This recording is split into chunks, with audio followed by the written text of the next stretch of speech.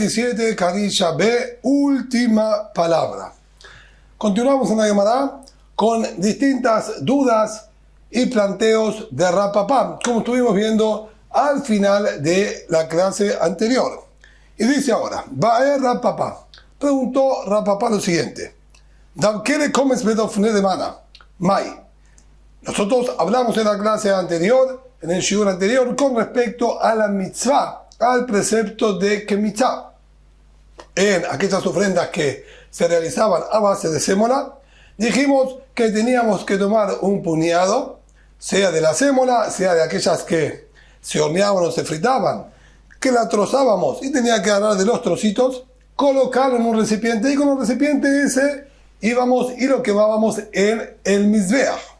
Ahora bien, de acuerdo a la determinación, hay discusión ahí en la Gemara, de acuerdo al Bishimón y los Jajamim, pero de acuerdo a la determinación alágica, allí en el tratado de Menahot, esta Kemitza tiene que sí o sí ser puesta en un Keli Sharet, un recipiente, y no en cualquier recipiente, un Keli Sharet, un recipiente que es exclusivo para esta finalidad, para servidumbre de Boreolam, a punto tal de que el Keli es el que le hace recaer la Kedushá, le hace recaer su consagración absoluta a este puñado que colocamos dentro de él, impidiendo que luego se le pueda hacer cualquier tipo de pidión de rescate, quitarle la Kedushá, su santidad, sino lo colocamos en el Keli Sharet, y el Keli Sharet, este recipiente, lo transforma en Kadosh por completo, y con él vamos hacia el Mizbeach y lo lanzamos. La pregunta de Rav Papa es la siguiente.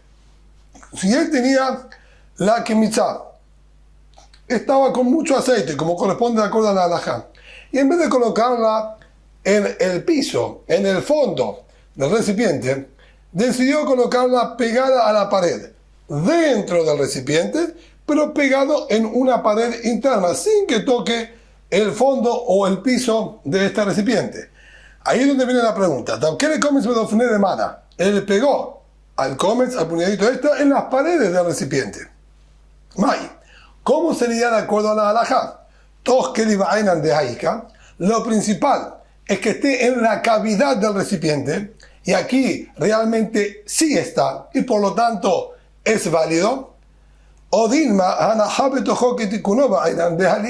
o se exige que se lo coloque dentro de la manera habitual y normal, que esto sería en el fondo del recipiente, apoyado en el piso del recipiente, como es lo habitual y lo normal. Y al faltar este detalle, entonces quizás no es válido y no se consagró como Kemitza y no sirve para la mitzvah. Tiku. También sobre esta duda que nos planteó Rav Papa, la Gemara lo deja en incógnita y no tiene una respuesta clara ni una prueba, incluso para poder dilucidar la duda de Rav Papa.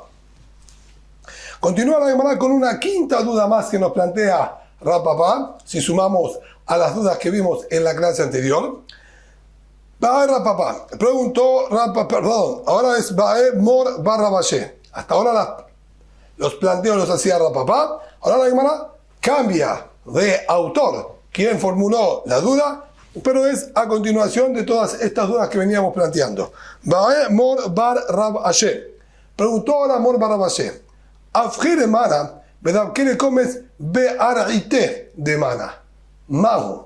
Hanahá que tikuno ba'enan. Hanahá betojo, perdón, ba'enan be'aika. O dir manahá que tikuno ba'enan be'leika. Una pregunta similar a la que planteó Rav Papa. Nosotros imaginemos un recipiente que tiene un pie debajo que se abre, como si fuese una copa invertida hacia abajo. Él normalmente tiene que colocar la Kemitza adentro del recipiente. La situación que plantea Mor Bar Rav Ashe es, él dio vuelta al recipiente, quedando la boca del recipiente hacia abajo y el pie hacia arriba con su pequeña cavidad que tiene del pie, su altura y su ancho, que era hueco, y coloca la Kemitza allí adentro. Por el motivo que sea, no viene ahora el por qué se le ocurrió al Cohen hacer de esta manera. Entonces la pregunta de Mor Bar Rav Ashe es la siguiente. Afjel le mana, él dio vuelta al recipiente. Vedab, ¿qué le comes? Be'arite de mana. Y colocó la Kemitza, el puñadito, en el piso. Ahora sí está tocando y apoyado sobre el piso como corresponde en este caso, pero colocado del lado inverso del recipiente. Mahu, aquí hacemos nuevamente la pregunta. Anahá betojova enan beaika. Hace falta que esté en la cavidad del recipiente, y aquí está dentro de la cavidad del recipiente, y hasta incluso mejor que en la situación anterior, está apoyado en el piso del recipiente como corresponde. O Dilma Anahá que tikunova enan belika. O, por otro lado, podemos decir, si bien está dentro de la cavidad y está apoyado en el piso, pero el recipiente está invertido. Y eso también podría ser un inconveniente, o quizás no. ¿Cómo es en esta situación? Así planteó Mor Barabashé. También sobre esto la Gemara queda en Tiku, queda en una situación dudosa, y es probable que la duda sea exactamente la misma que planteó Rab Papá, si tiene que ser colocado de la manera habitual o no. Solo que Rab Papá, cuando él planteó esta duda, preguntó si él había pegado el puñadito este de Kemitzá en la pared, y Mor Barabashé lo preguntó si invertía, pero en sí mismo el planteo sería exactamente el mismo. Y ahora la Gemara vuelve a Rab Papá y nos dice, Bae Rab Papá. Preguntó Rab Papá, Meloch Ofnab Shamru Mehukot o Gedushot. El Meloch Ofnab de Yom Kippur, lo que el Kohen Gadol tiene que llenar sus manos, ambas palmas, con el Ketoret, con el incienso que estaba doblemente molido. Tiene que ser tefufot, tiene que ser mehukot, al ras, llena la palma de las manos y se lo limpian al ras, que no sobresalga nada, o tiene que ser gedushot, o tiene que ser rebalsando, lo máximo que pueda cargar, como si fuese el cucurucho de un helado, que sobresale lo máximo posible hacia arriba. ¿Cómo es? Preguntó Rapapá. Amar le Rabbi Abba le Rab Asher, le dijo Rabbi Abba a Rab Asher, esta duda que planteó Rapapá, tengo una respuesta clara. Yo conozco una baraitá, una fuente externa que dice, Tashema, Meloch Ofnab Sheamru, las dos palmas llenas que dijeron que tiene que llevar el Kohen Gadol en Yom Kippur, lo mehukot velo gedushot, el la tefufot, no es ni al ras, ni tampoco rebalsando exageradamente en la tefufot, sino como algo que está flotando. Así como cuando una persona llena una copa con agua, el agua sobresale un poquitito, es una pequeña panza por sobre el borde del recipiente, aquí también es apenas un poco sobresaliendo a la altura de las palmas del Kohen Gadol. No es al ras, ni tampoco tiene que ser una montaña, apenas un poquitito que sobresalga sobre las manos del Kohen Gadol. Aquí sí, la Gemara encontró una baraita que nos da una respuesta clara y precisa sobre la duda que planteó Rab Papá.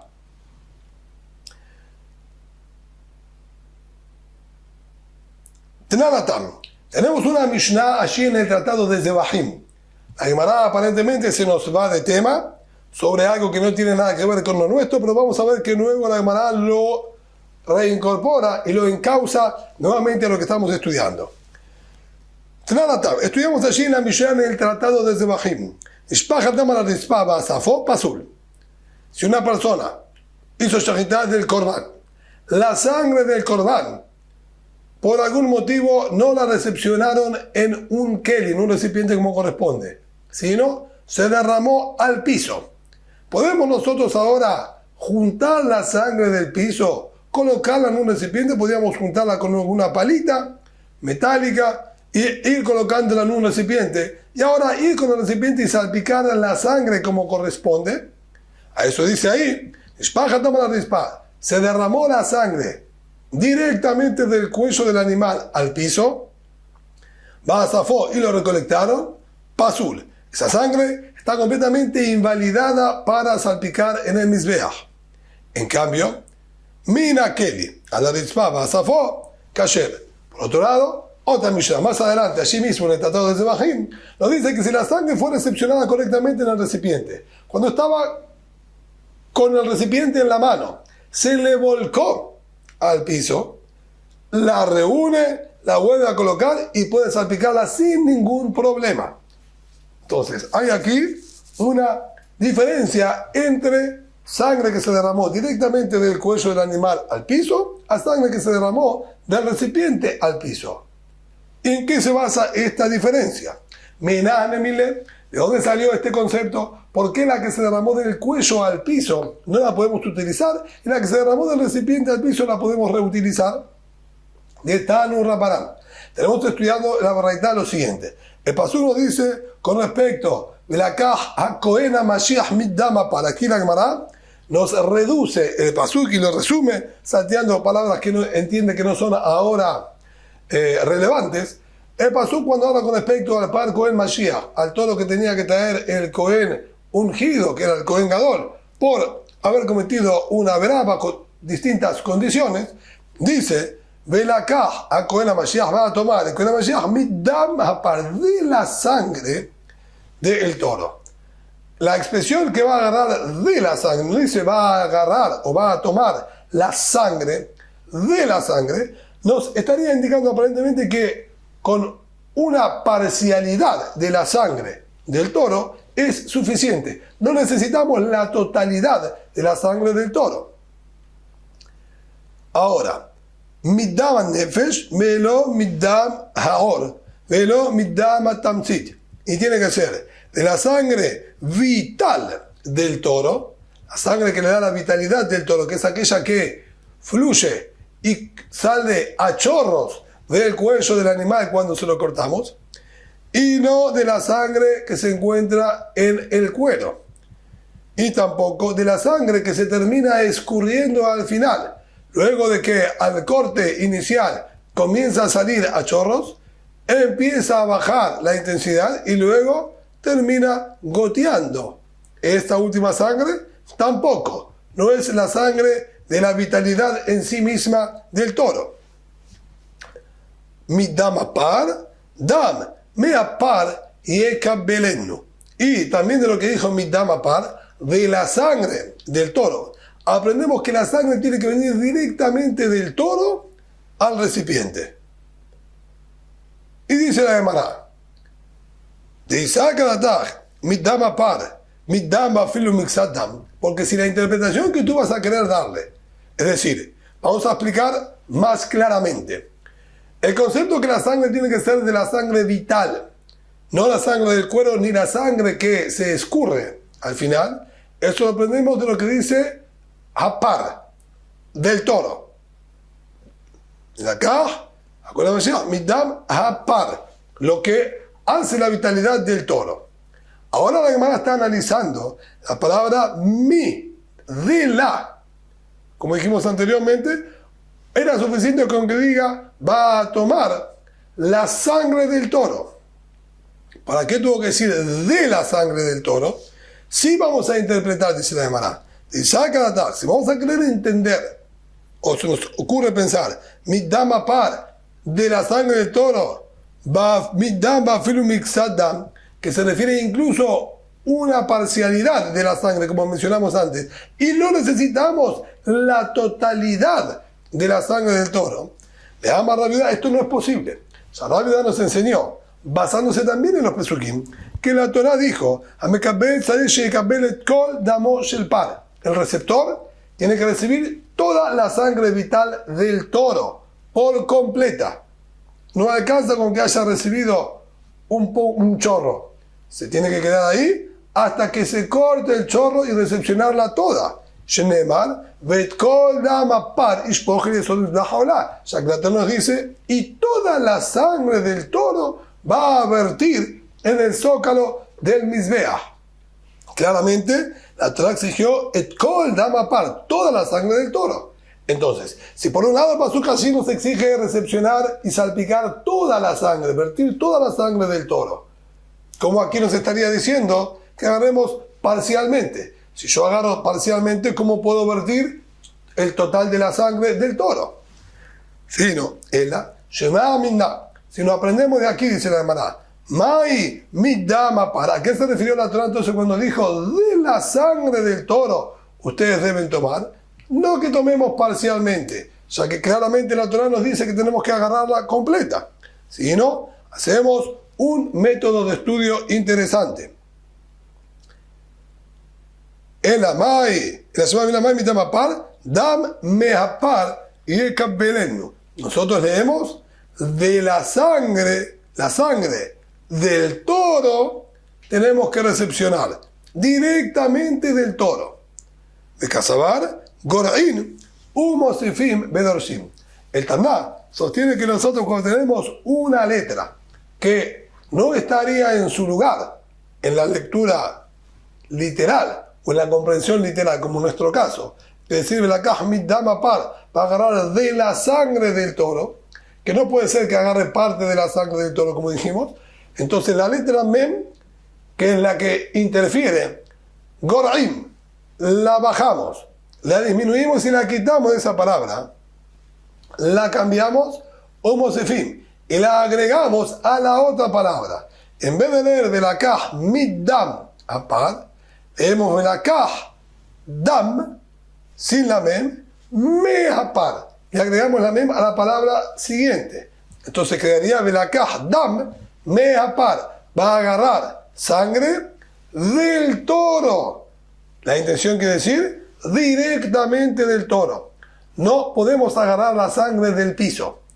La sangre para utilizar, tenemos que recibirla y agarrarla directamente desde el cuerpo del toro. Por ese motivo, si nosotros decimos shahitá y la sangre cayó directamente al piso, tomarla del piso para utilizarla no es válido. O sea que la Torá dice que tenemos que agarrar la sangre del toro mismo. Por eso, tenemos que sí o sí recepcionarla. Pero una vez que ya la agarramos del toro y se nos cae en el camino, la podemos recuperar, ya que sí cumplimos con lo que dijo la Torá, que tenemos que agarrar la sangre directamente del cuerpo del toro. Por eso, la diferencia entre una situación y la otra. Ahora bien, todo esto funciona como una introducción a la pregunta que quiere hacernos Rapapá. Y ahora sí, va a Rapapá. Preguntó Rapapá, Nitpazer a Ketoret, o Nitpazer a Ketoret, Mimelo Hofnav, Mahu. El Kohen Gadol tiene las palmas llenas con el Ketoret. Podríamos esto compararlo al recipiente lleno con sangre. Si se nos volcó y cayó la sangre del recipiente, dijimos que se la puede devolver a su lugar. Entonces aquí también podríamos decir, si al Kohen Gadol se le volcó del Ketoret que está en sus manos, si las manos la vemos como el recipiente, se lo podría devolver. Por otro lado, quizás la mano no es considerada como el recipiente. Y así como si la sangre cayó directamente del cuerpo del toro al piso, no la podemos utilizar. Quizás aquí también es considerado como si se cayó el Ketoret directamente de su fuente de origen. Quizás las manos del Kohen Gadol son como el cuerpo del toro y lo que se cae de sus manos al piso no lo podemos recuperar y volver a utilizar y tendríamos que conseguir un nuevo Ketoret. Y esta es la duda que plantea Rapapá. Mau, ¿cómo funciona el din? Y Adó que Sabar de Madame, sus manos quizás las comparamos con el cuello del toro, Upsula, y por lo tanto si se cayó, quedó invalidado y no podemos recuperar el Ketoret ese y colocárselo en sus manos para que lo utilice. O Dilma, que Keri Sharet Damu, me lo presuna, o quizás las manos de él serían comparadas como el recipiente. Y por lo tanto, si se volcó, lo podemos levantar y reutilizar. Me lo presuna y no queda arruinado. ¿Cómo es?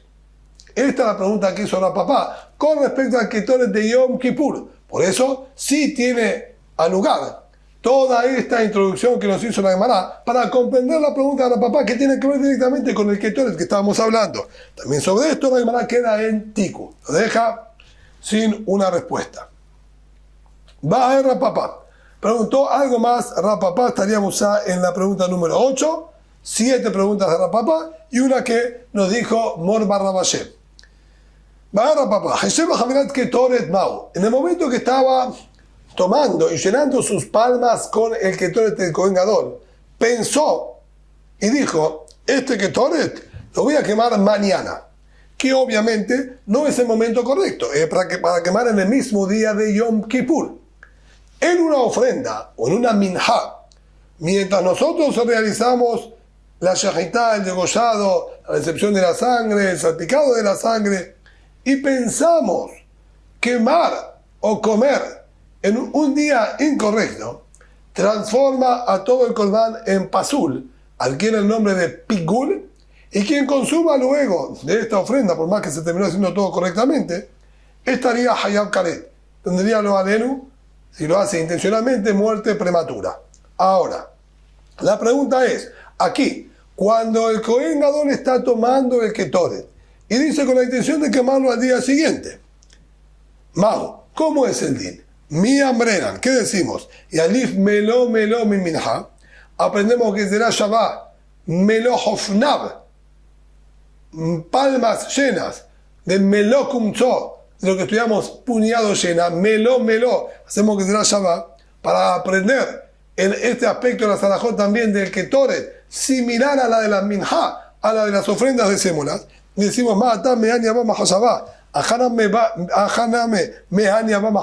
así como allá, el pensamiento y la intención incorrecta son activos, tienen fuerza y arruinan la minha. Aquí también, este pensamiento incorrecto y fuera de lugar arruina el ketoret y deberíamos desecharlo y traer un nuevo ketoret, ¿o no? O quizás este aprendizaje no fue dicho y no se aplica en absoluto. Amarle Rab Shimi bar Ashi de la papá. Le dijo a Rab Shimi bar Ashi a Rab papá, aparentemente yo tengo una respuesta. Tashema, o Sifri bi Akiva. Fíjate lo que está escrito allí en la Mishnah en el Tratado de Hagigá. Con respecto a los cuidados extremos que hay que tener con las cosas de Kedushá, con las cosas de santidad del Bet HaMikdash, Rabbi Akiva nos agregó a la lista que tenemos que tener cuidado con lo siguiente. Ha-Solet, así corrige en el costado. Ha-Solet, la sémola de estas ofrendas. Vea Ketoret, el incienso. Vea el leboná, incluso las hojitas del leboná que acompañan al incienso. Vea que Halim, hasta más aún, las brasas que se utilizan para la quema de todos ellos. Si un tebulión, que es la persona con menor nivel de impureza que puede existir, es alguien que estaba anteriormente impuro y ya se sumergió en la mikve y ahora está esperando solamente la salida de las estrellas que oscurezca para terminar de purificarse. Es cuestión de tiempo, esperar que oscurezca. Él todavía tiene vestigios de impureza. Si él toca alguno de todos los productos que nombramos, aquí nos vamos a concentrar en el ketoret, que es el que estamos hablando, toca incluso una puntita de todo el incienso, absolutamente todo el incienso que se encuentra en el recipiente, se purifica todo. Por más que le tocó unas partículas, esas partículas no contagiarían a las demás. O sea que va mermando y disminuyendo la impureza. Sin embargo, este es el hitush, esta es la novedad que hay en estas cosas de santidad, que vemos a todo lo que está en el recipiente como si fuese una sola cosa, un solo objeto. Y fue tocado, se purifica absolutamente todo. Todas las brasas, todas las partículas de ketoret, todas las partículas de sémola, todo se purifica automáticamente. Y nos dijo aquí, ¿sí? Casar cada taj. Entonces nosotros pensamos, en base a lo que está escrito aquí, ni de pasar el tebulión, si se impurifican porque este tebulión, este que se acaba de sumergir, tiene la capacidad de impurificarlo, quiere decir que son considerados como devarim shevikdusha, como kodshe mizbeach, son considerados como una ofrenda, algo que es directo para el mizbeach, que es susceptible a este tipo de contagio. Entonces, si es así, paslana melina, entonces también, si pasa toda la noche y no fue quemado, quedaría descalificado, como cualquier kodshe mizbeach, como cualquier cosa que ya está consagrada para el mizbeach como corbán, que no puede pasar toda la noche sin ser acercada y quemada para Borei Olam. De lo contrario, serían incompatibles las leyes. Si recibe la impureza esta, es porque es Kadosh Kedushat HaGuf. Se hizo, como dijimos, consagrado en sí mismo como mizbeach, como algo para el mizbeach. Y si es así, al pasar toda la noche, se tiene que arruinar. Si en la práctica el pasar toda la noche lo descalifica, entonces también el pensarlo dejar toda la noche para quemarlo mañana, también entonces lo va a descalificar. Por lo tanto, esta última duda que planteó Rav Papá, si el Kohen Gadol cuando hace la jafina, cuando toma el ketoret en su mano, él piensa quemarlo al día siguiente y dice para quemar al día siguiente, entonces automáticamente se transformó en pigul y quedó invalidado y descalificado para poder ser utilizado como el ketoret. Aquí sí, entonces la Gemara da una respuesta también a la duda que planteó Rav Papá.